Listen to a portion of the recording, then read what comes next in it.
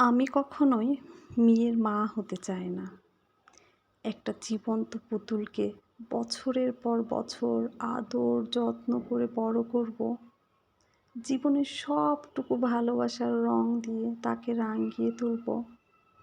আর কোনো একদিন ভালো রাখার প্রতিশ্রুতি দিয়ে কেউ এসে নিয়ে যাবে, কিন্তু কথা রাখবে না। এই বিষাদ কিভাবে সইব? যে পুতুলটাকে মা এত আদরে বড় করলো, তাকে কেউ এসে কথায় কাজে আঘাত করবে, কিন্তু আমি কোনো প্রতিবাদ করতে পারবো না। সেই মা আমি কখনোই হতে চাই না।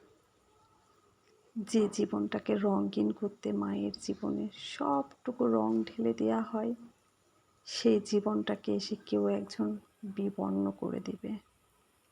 কিন্তু আমি তো মেয়ের মা, কোনো কথাই বলা যাবে না।